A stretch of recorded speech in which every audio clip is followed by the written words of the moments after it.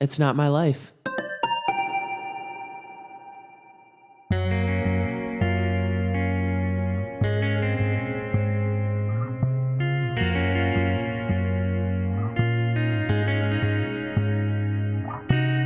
Hey, welcome back to the podcast, everybody. My name's Caleb McCarthy, if you didn't already know, and this is the Not My Life podcast. So happy that you decided to click on today's episode and trust me with your ears today. If I'm being honest, I was gonna not release an episode this week because I sat on the edge of my bed at 11 o'clock last night and was just extremely tired. I might be getting sick, but then I realized I can't break the streak of Not My Life Mondays. So I called one of my good friends, Melody Smith, and she was totally down to do a podcast today, this Monday. Guys, can you believe it's almost March? Like, come on. My sister's about to have that baby, and I'm so excited. Oh my gosh, guys. We recorded this episode, not only the audio, but video. So stay tuned for the video version of this podcast that will be available to play on Spotify, which is a new feature, and on my YouTube channel. But yeah, keep an eye out. We're going to test it out, and I will finish editing that video either tonight or later this week. So yes, grab your favorite snack, and can I say toasted Cheez-Its sound like thebomb.com right now? Yeah, buckle your seatbelts and enjoy the audio today and the video coming soon with me and Melody Smith. Okay. Whenever you want to deep dive into God's word. No, welcome. I guess I'm not welcome here. Melody, welcome to the first Not My Life video podcast. Welcome, listeners and viewers. Are we recording? Yes, we are. Melody, I just wanted to start off the podcast with saying thank you for being my friend and thank you for being patient for the 40 minute setup in the studio. You're welcome.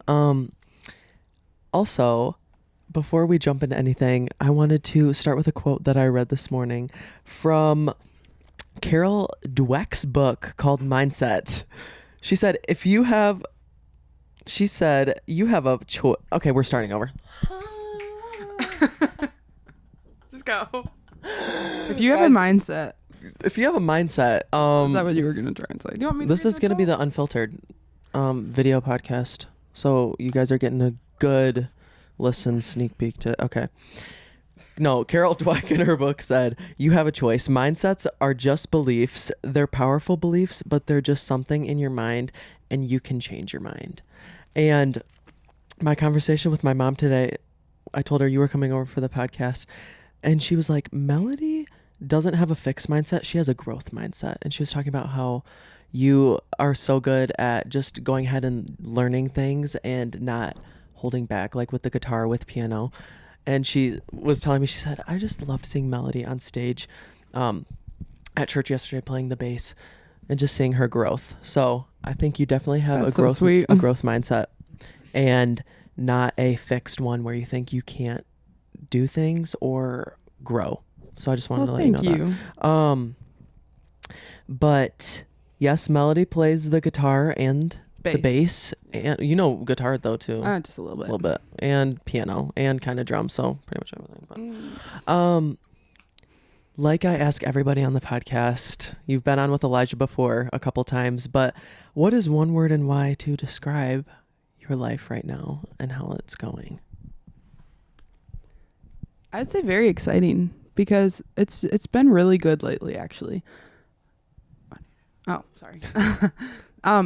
I just feel like God has been opening so many doors in my life recently and giving me a lot of freedom from stuff. And it's very exciting to see where he's going to take me with this. Like these new doors he's opening, like learning bass and playing on like the praise team at church yesterday for the first time was really exciting. Yeah. And it's a privilege, and I'm really excited about where I'm at right now. Yeah. If any of y'all listening were at church yesterday, you would have seen Melody. Goodbye. And thank you for being on, Melody. Oh, that's the end of the podcast. Thanks, Miley. Bye. Guys, Miley Cyrus is actually on today. Psych, never. Anyways, go. Woo. Melody was beaming on stage. She was she looked like she was about to start floating. She was so excited playing that bass. I was so excited. And your mom was like, I didn't, it's rare, like people can sing and play the bass at the same time. And it was cool just seeing you worship and playing the bass. But I figured we would talk about worship today because that's a big part of your life. And I found a couple verses that go along with the aspect of worship. And I found some in Psalms. Psalms 100 verse 2 says, worship the Lord with gladness, come before him singing with joy. And then in the next verse, Psalm 104 says, enter his gates with thanksgiving, go into his courts with praise, give thanks to him and praise his name. And I just thought that was obviously spot on for worship and kind of shows where our heart should be for worship, you know, entering his courts with praise, and just the heart behind it. Yeah. And so the first kind of question I was curious to ask you was, what does worship look like to you on the 6 other days of the week outside of church? Worship can look like a lot of different things. It doesn't necessarily have to be on a stage on Sunday or Wednesday night at Impact. For me, it's just having a thankful mindset and just remembering that God, like all the things he's given me, all the things he's done for me, and just like thanking him every day. And sometimes it's like during I'm listening to worship songs or whatever, but just like remembering to thank God and praise him in everything I'm doing, like throughout the day, whether it's at work or at school or just like with, I don't know, whatever the number of things might be, but just like remembering to thank and praise him. And I feel like that's a form of worship for me. It's just like praying and talking to God and thanking him. Yeah. Especially like the second verse, like enter his courts with thanksgiving and praise. Exactly. Like the whole, everything is his, like he made everything. So it's all his. Yep. And so like wherever you're entering into throughout the day, you just need to remember to thank him. I like that. I like that a lot. That's exactly what I thought of too. Enter his courts with thanksgiving along with praise. So I figured today too, you know, I'd never really think of any conversation as an interview or, you know, interrogation. Melody, tell me about worship or else. Well. So I know you formed some questions and some things you want to talk about too. So feel free to jump in whenever you want to. Sounds good. So, but before you do, I wanted to ask this too, which was, what do you know about worship now that you didn't know before as you've gotten older? Because I know you've kind of stepped into some new things, into some new roles, not only at Victory, but just at Impact too, which is our youth group at church. But I think one thing I didn't quite realize is how easy it would be to let per se the popularity aspect of it like mess with me, if that makes sense. Because I've had this opportunity to lead on Wednesday nights and stuff, and it, like kids do look up to me because of that, and it can mess with your mind a little bit and be like, oh, you might forget the actual reason why you're there. So I'm reading a book called The Reset by Jeremy Riddle right now, and one of the quotes, is he the worship leader? He is a worship leader. Oh, is he the worship leader? No, he is amazing though.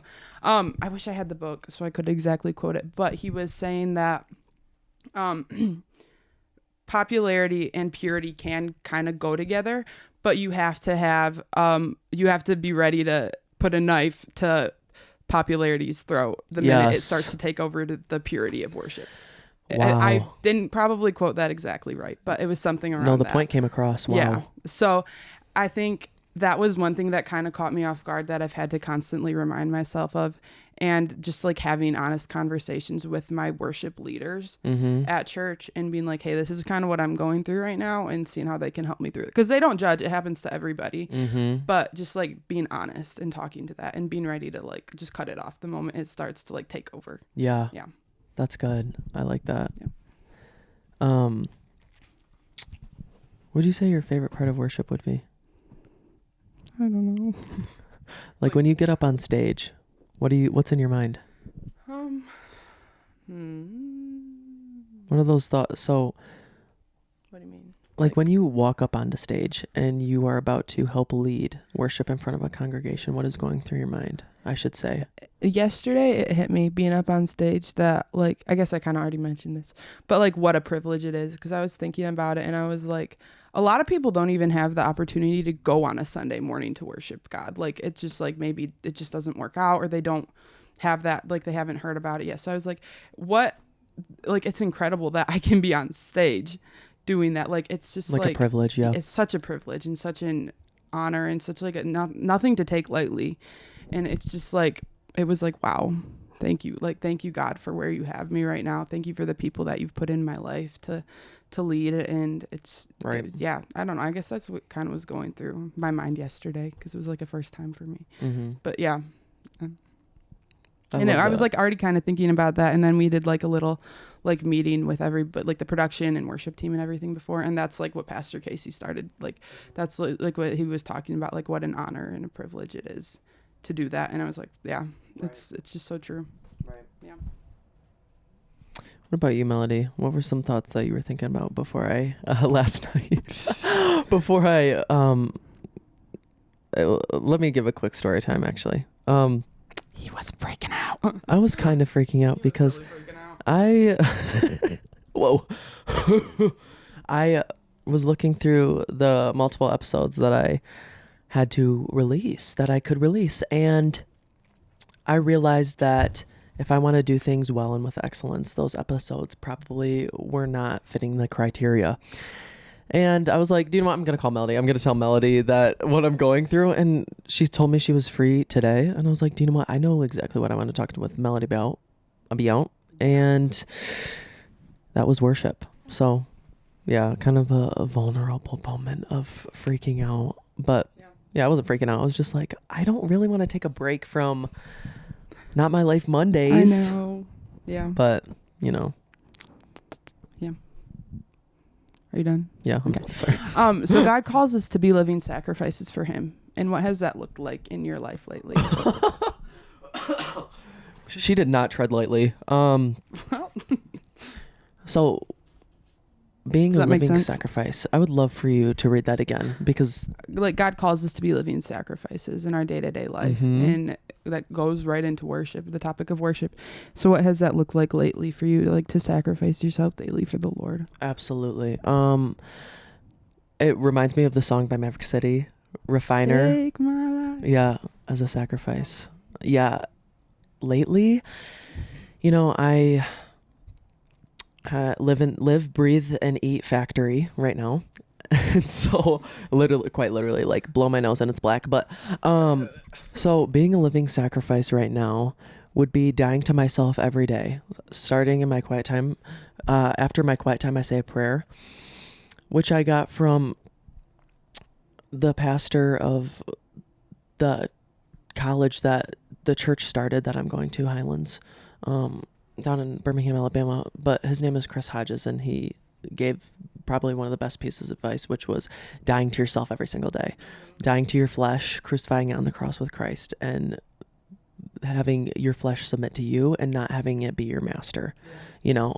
So because your flesh is a terrible master, you know, but it's a great servant. So kind of what Pastor James said yesterday too, but I would say being a sacrifice would be sacrificing my own desires each and every single day, because if I let my flesh kind of run my agenda and run my emotions and my feelings, you know, a couple weeks ago I found out what that looked like, and it was letting negativity come in at full blast. And it is so easy to be negative in environments of the workplace, and because everybody's tends to be negative there, you know, not everybody wants to be at work, you know.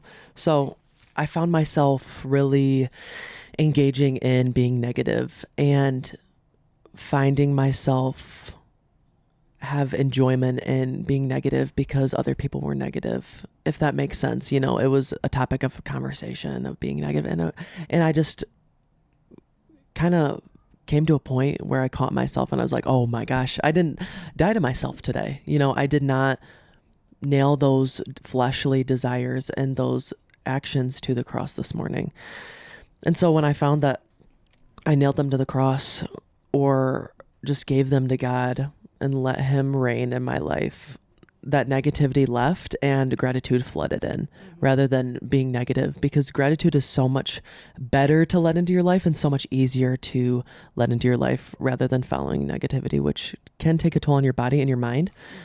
And I would say being a sacrifice in the factory means sacrificing the things that I listen to and sacrificing my time. So if God calls me to talk to somebody, that is sacrificing my time so that that he will be able to use me to reach others, and what a blessing that is, that I can sacrifice my time in order for kingdom work to be done, but along with sacrificing what I listen to so that the Christian influences or the podcasts that I do listen to are filling me up and not bringing me down. Right. Yeah, that's awesome. What about you? What does it look like to be a living sacrifice day to day lately? That was a good power shake. Oh, good. That's funny. I had this question, but I didn't think through to answer it for myself. Funny. It can be easy. It can be whatever. Yeah. I wanna be tried by fire. Not paralyzed. Paralyzed. Slain in the spirit. Slain in the spirit. I wish I could just read the entire book, The Reset, on this episode of the podcast, because he can say everything better than I can. But one thing he was talking about was like he had to give up his hopes and dreams to be like a rock and roll musician. Like not like he was still always a Christian, kind of. Yeah. I think. See, like I said, I wish I could just read it so I don't like mess up his words. You're fine. But he had to lay down those dreams that he had, and I think it's so easy for me to become jealous in a sense of what other gifts that people have, like maybe they can sing better than I can, and so, or maybe like I want to be on stage singing or whatever, whatever it might be. Yeah. So for me, it was like letting down, like I am so blessed to be where I'm at serving, and I shouldn't let even that thought of jealousy like get in there at all, or like pride at all. So I think just like laying down any hopes or dreams that I might have, like maybe I wish I could do this better, I wish I could, because it doesn't really matter in the long run. It's just like serve faithfully with where God has me. So I don't know if that really makes sense, but no, it does. Yeah. And I like that worship is not for ourselves. Yeah. But I mean, it's to refocus too. And worship is really to aim our praise to God. Yeah. And I remember on our first try of our worship podcast. Oh, one more thing before you say that. I think that there's so much goes with actually saying and meaning, like, God, your will be done, not mine. And like, because you can say that, but you might not actually mean it. You might be like, oh, if I say this, he's going to take it and I can get whatever I want. So it's like everything can have an agenda behind it. Yes. And I think actually sincerely meaning that and saying that and like just like getting down and like being like, God, I really do mean this. Yes. Anyways. That was really good. Not for your own selfish desires, but for his will to be done, because his will is better. Right. On our first try of our worship podcast, we were in the car on our way back from the Hillsong United concert. Yeah. And I remember we just talked about the heart of worship a little bit. So what does it look like for you to have that heart of worship? And how should our posture as a believer be when we enter into worship, tying into really what is worship? Yeah.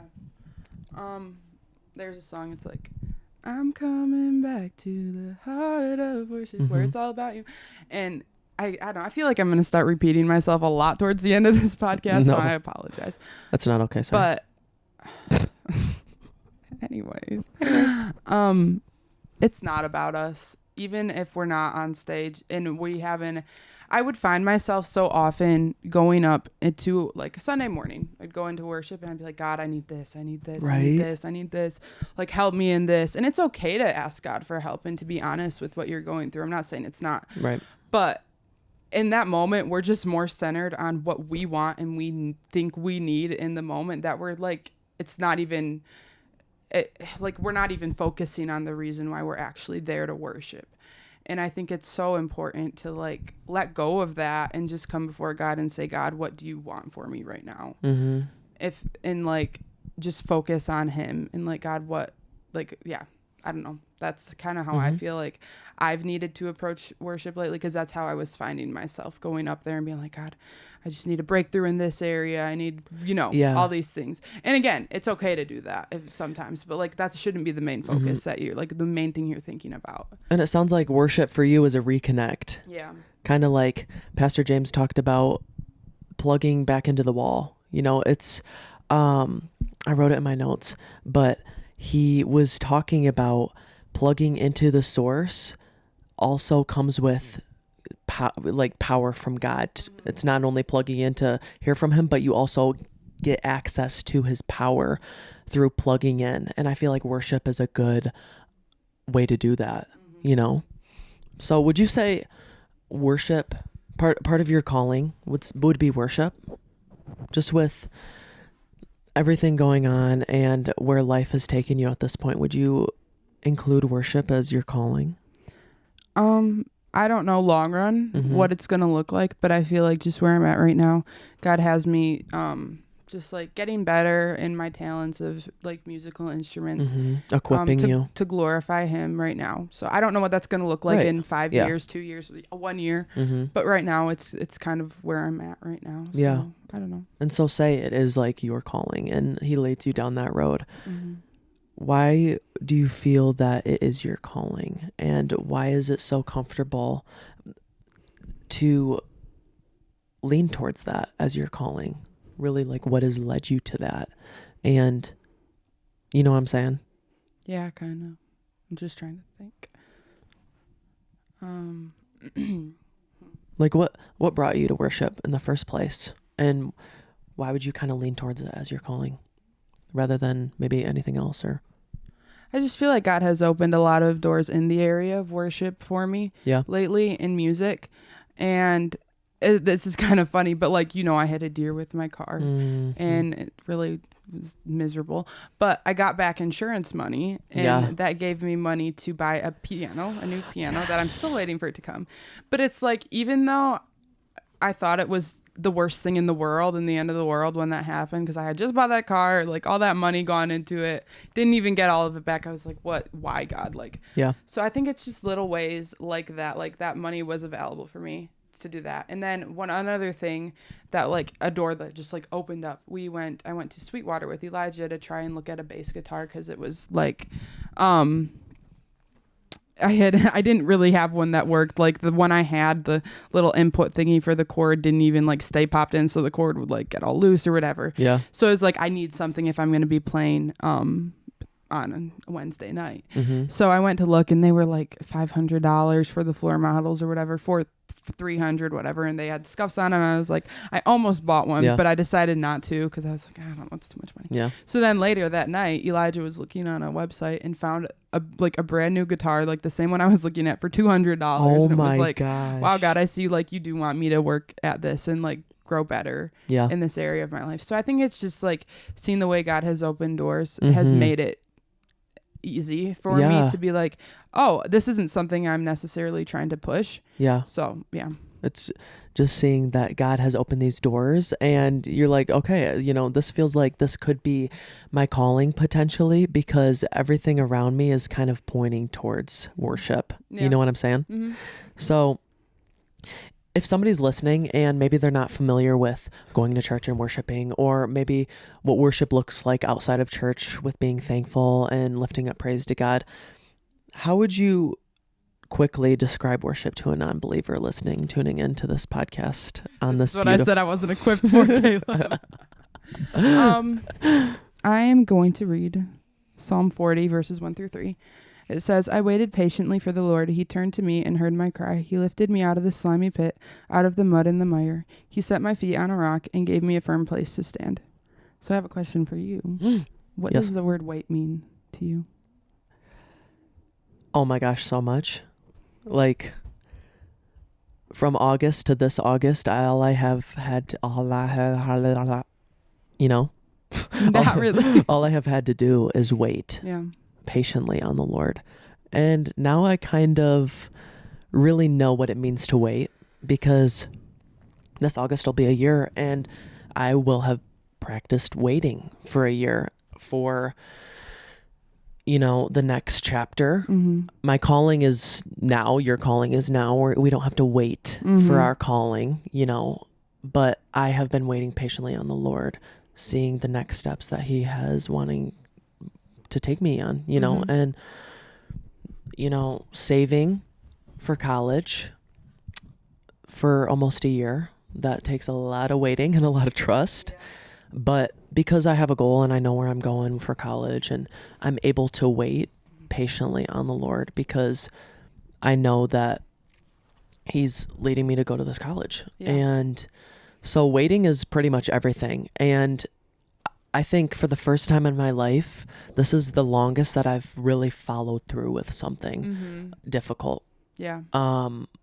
Waiting in a job. And this will be the longest I've ever worked at a job, because in high school, you don't really work at a job for more than a few months at a time or whatever. Or I had gotten summer jobs and then get a new job during the school year. But this will be almost a year and a half, close to a year and a half of working at this place, saving and waiting and growing. And so I would encourage those listening, if you feel like God is calling you to wait, that's not a bad thing. Right. Because really in the waiting, he's working. Right. And, his promises never fail. And it's so easy to think that God is not doing anything in those seasons that feel dry. But when you are in your word and you are praying and you're trusting in God and you know that he's led you to a place, but you really don't know why, and it's feeling stagnant or nothing's going on, just start seeking him in the waiting. Don't be lazy in the waiting, but in the waiting, turn your heart towards God, because I promise you, there's a lot of things that he wants to tell you. And a lot of those things are in the Bible. It's the living word. He's already spoken so much to us through the word.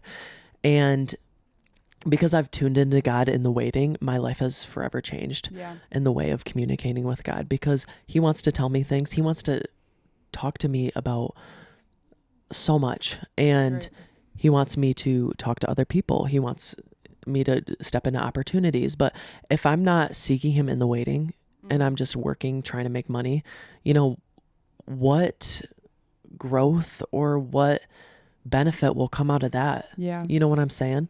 So I would say waiting for me looks like a whole lot of growth in my relationship with God. Yeah. What about you? What does it look like to wait? So, I was talking to my dad about this verse, and he brought up the point. The word wait in Hebrew is kawa or katwa. I don't really know how to say it. You're good. But it means entwining, basically. And he gave me, I'm going to try and do this with, he gave me the visual. Want me to hold your microphone? I'll talk it through, okay. I guess. He gave me the visual of entwining your hand and with God's. So it was like you do this and you grab onto God's arm. Ooh. And so in the way that you're grabbing onto God and you're entwining yourself with him. And it says and he lifts you out of the time that you're in, out of the mud, out of the mire, what you think is the end of the world. He's going to lift you out of it. Yeah. And like this verse said, and then it says he puts a new song in your mouth. And I feel like that's such a beautiful part of worship. When you think the end of the world is happening for you, maybe it's you need to entwine yourself with God and wait for him. And he's going to lift you out of that. And then he's going to give you a song to sing, a song of praise and rejoice and thanksgiving for him. And then it's kind of going back to the original question that you asked me. It was what for other people? If you wait on God and entwine yourself, he's going to give you a song to sing. And it says at the end of this verse, many will see it and fear the Lord and put their trust in him. And that's, you're going to be living out what God has done for you. And it's not going to be it's going to be so incredible. You're not going to be able to hide it. It's just going to, others will see that, and they're going to see the song that he put on you to live out. And they're going to trust in the Lord. So I just feel like that's preach. Yeah. And I'm not preaching. I'm just talking. No, I know you're fine. No, I feel like that'll speak volumes to those listening. Yeah. Wow. So. Yeah. He'll give you a new song. Yeah. In those times where you feel like your world is crumbling down Oh, but one you part are I'm- still seeking. Sorry, Melody. Yeah. But you are still seeking God. He'll lift you out. Yeah. And Go ahead. he doesn't, this verse also says, I forgot one thing.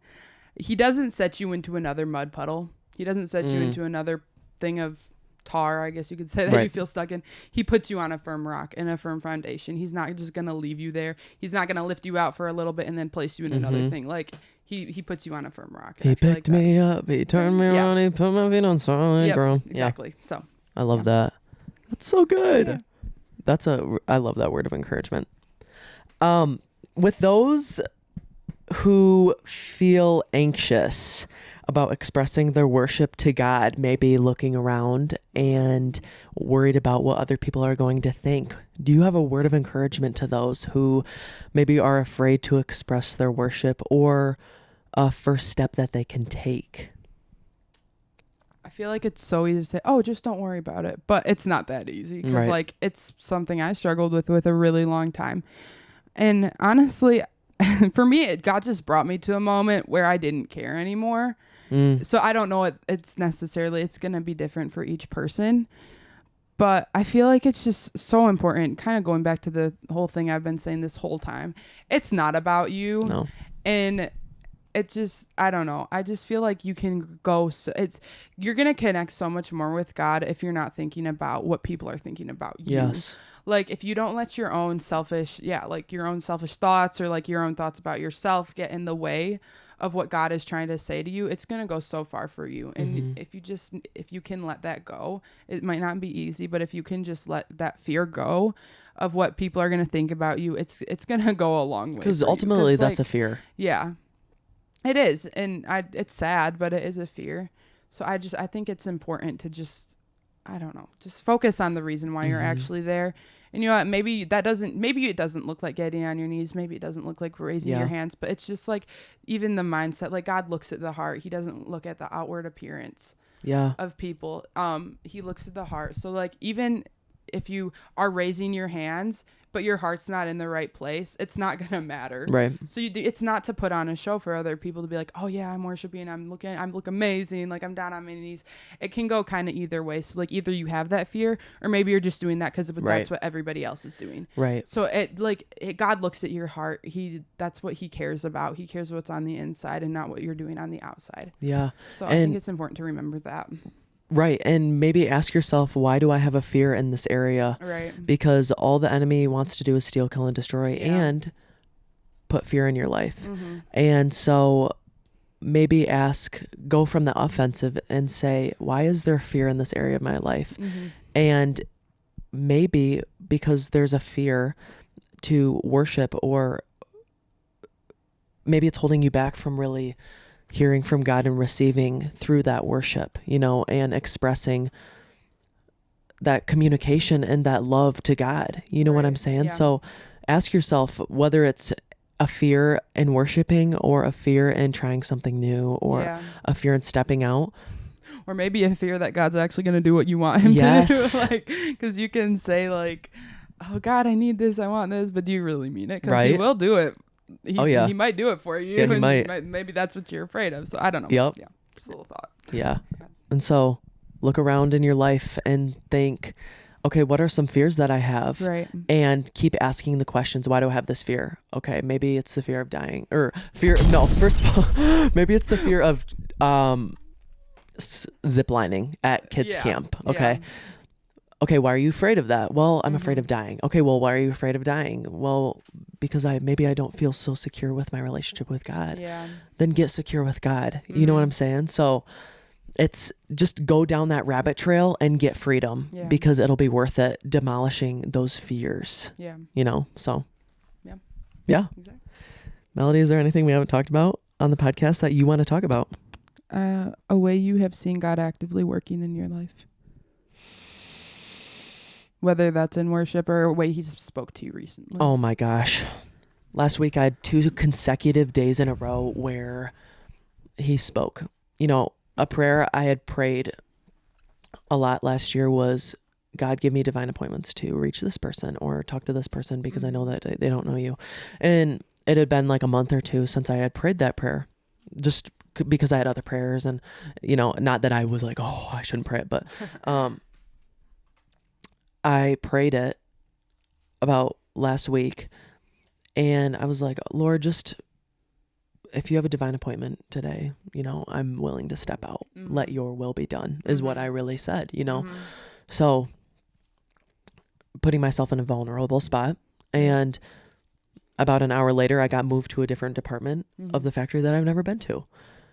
And it was just a weird situation. I was like, okay, I didn't think anything of it. And I was able to talk to this new guy from Colombia who it was his first day at work. And we just kind of talked, and he didn't really have a community around him. And I invited him to church. And then he was like, yeah, I'm not afraid of God or anything, but pretty much told me that he didn't go to church. And I was just in that moment able to ask, God's important and all, but to get to God, it's through Christ Jesus, and a relationship with him. And I just evangelized and told him the whole gospel. And,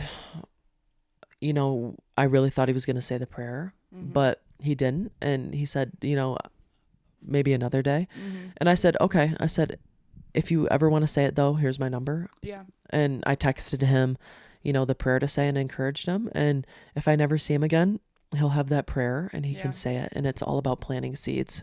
Lately, planting seeds are small victories still. Even if you don't get to share the gospel and they say it in the same day, I feel like walking in those opportunities and being obedient is still such a victory. Yeah. And there was somebody at the factory too that God put on my heart to pray for, and I prayed for him. And that same day I was moved over to their department face to face with them and got to talk with them about God. That's amazing. So planting seeds is a big part of how God's been moving lately. Yeah.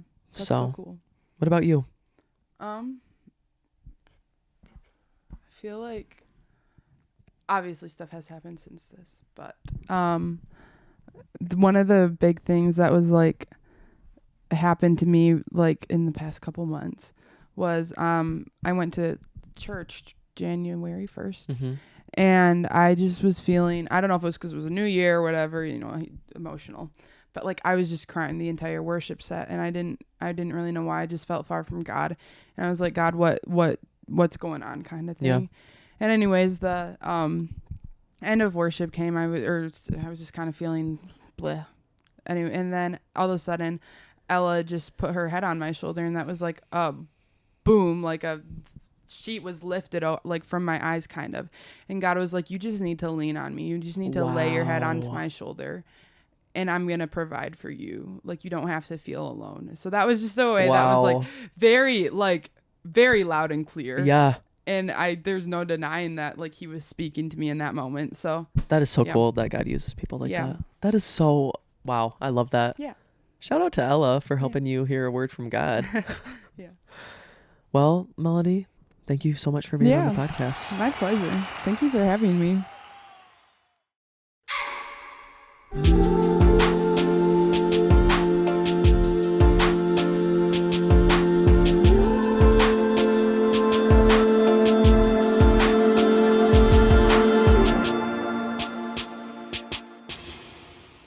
Welcome back, everybody, to the segment we call Ring and Ramble. Today we're going to call Elsie, Melody's sister. Here goes.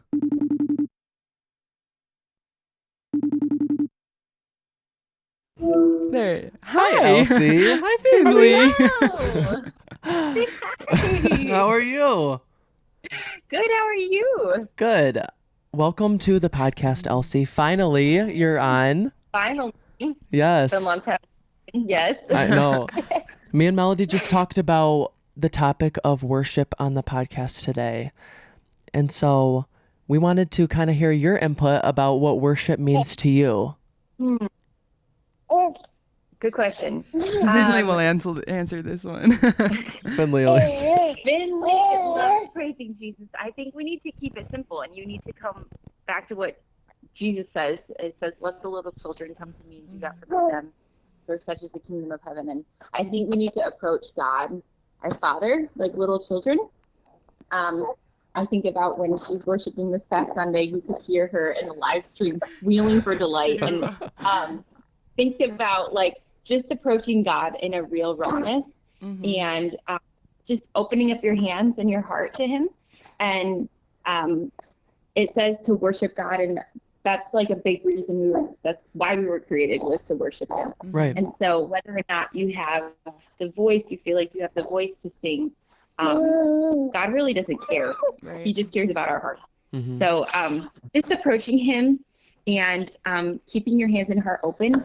And one really cool thing is when we worship him, he wants to pour back into us. So it's not about what we can get from it, but he wants to minister to our hearts when we worship. And when we're connected to him, Right. we're going to be more receptive to hearing from him too.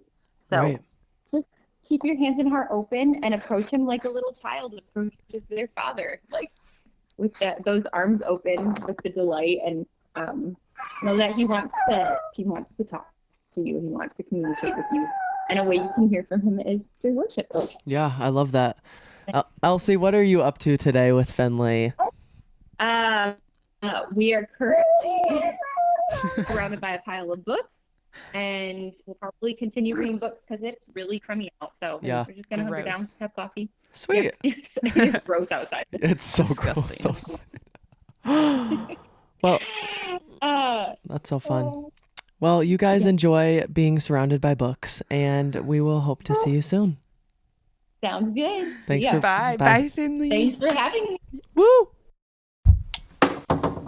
Well, guys, if you enjoyed that episode with me and Melody, you can go ahead and leave a rate or a review. And now there's a Q&A spot underneath the episode on Spotify, and you can leave your thoughts there. Also, you can find me on Instagram and YouTube at It's Caleb McCarthy to keep up with the podcast. And you guys have a great rest of your day.